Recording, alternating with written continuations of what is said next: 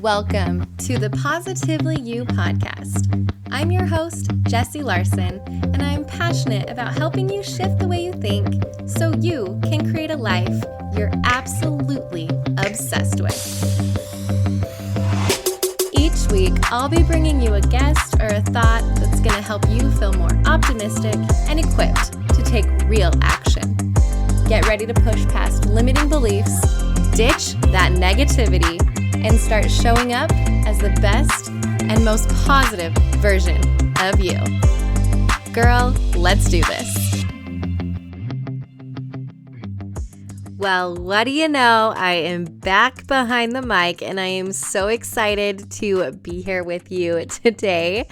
Hi, how are you? It's always so funny to be talking, and I know you're listening, but not right when I'm recording. So, hey, how are you? I genuinely want to know. My favorite thing in the entire world is when this podcast turns into a two-way conversation. And unfortunately, there's no way to do that through the Direct Podcast app. So Instagram or email, but I'm usually on the gram more than in my email. We need to fix that. Is the best way to do that. And I love so much when you slide into DMs and we get to chat and I get to actually get to know you and what you liked about the episode, or little light bulb moments you had, or if you have different insight than me and kind of want to challenge me on something. I love those conversations so much. So that's what I love about the social media world, right? There's a lot not to love, but I love that. I love different people and different perspectives and getting to have conversations. Getting to have conversations with people. That's why I gave myself a podcast and get to have interviews, but I can't have an interview and publish every single conversation I have. So that's why I love so much that we can take these off and text or DM or whatever other way we want to kind of chat. So, all right. I want to talk about the idea of honoring your capacity during the holidays.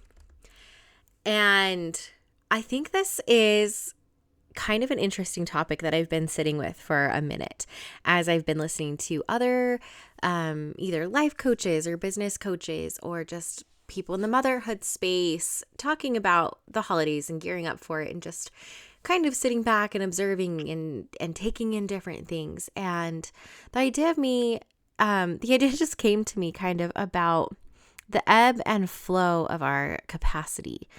And so that's kind of where I wanted to go with this.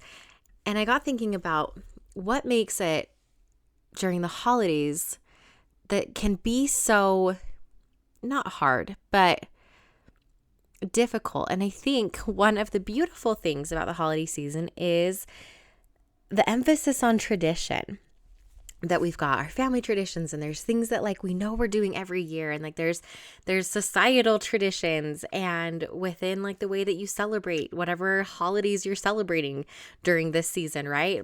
Mine is Christmas. And there's all of these, not expectations, but kind of how we're supposed to do the holidays. And that can get tricky when our capacity changes. And I think it's important to honor your capacity and to be cool with allowing for flow and for shift and for changes and differences to make their way into this season. I saw on Instagram an account that I follow called Everyday Reading. Jansen over there did a reel about that it's okay to not do your traditions every year. And I loved that permission that she gave, right? Not that we ever need permission, but sometimes it's just a way for your soul to kind of hear the thing that you need to hear. That's oh, thank you. I needed that. And I think that maybe a lot of people needed to hear that. So I'm so glad that she said that. That it's okay. Sometimes your traditions are the things that we feel like we have to do or that we're supposed to do. And time out. Anytime those words pop up in your head of I have to do, or I'm supposed to do, or I should, Those should be like little red flags to be like, whoa, let's pause. Let's check ourselves. Like, where's this coming from? Because it should be more along the lines of, I want to do, I like to do, I enjoy this. We do this because it brings us joy, not from a part of, or a starting point of like should or have to. So side tangent there.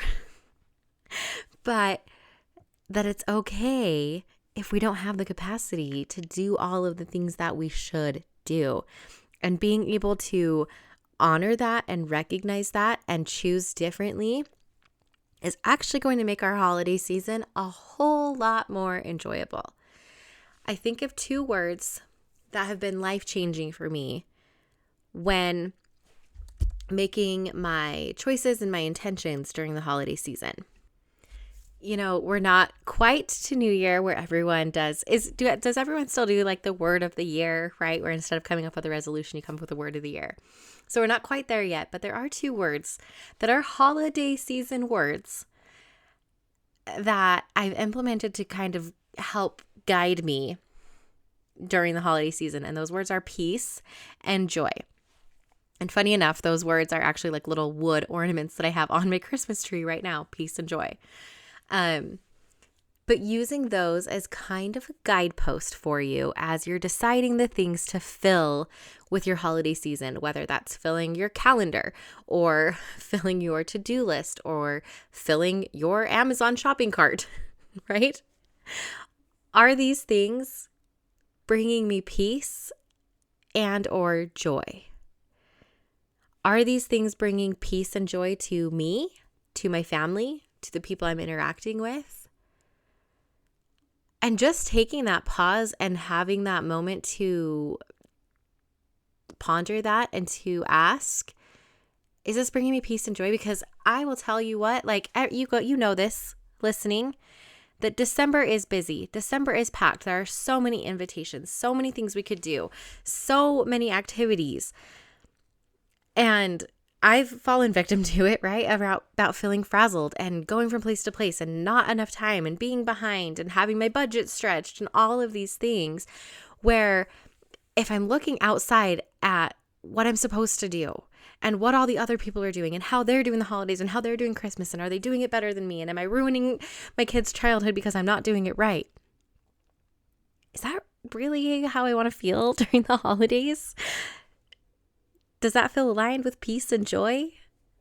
And these are just questions that I can ask myself. So when an invite comes up and I think I should go to that, I can pause and ask myself, does putting that in my calendar bring peace and joy? And yeah, the answer a lot of times is going to be yes. Yes, it is. It is. That's exactly where I want to be. It's going to bring me so much joy. That feels so aligned. And there's going to be some things where you're like, I don't want to be there, but I feel like I should be there and I don't know how to say no and someone's going to be mad at me if I don't. That doesn't feel peace and joyful to me, right? And it's been hard to honor that. And it's been hard to shift. Hi, recovering people pleaser here. Recovering, avoid conflict at all cost recoverer here. But just giving myself those words as guideposts almost too has been just incredibly, incredibly helpful as we come into this season.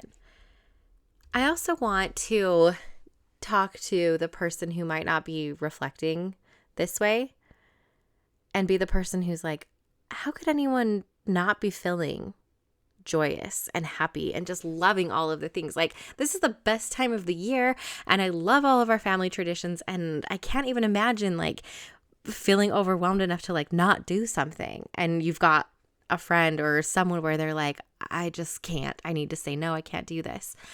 And I think again that comes to honoring our capacity, but also having the empathy and the curiosity, maybe curiosity over judgment, remember? And of honoring other people's capacity as well.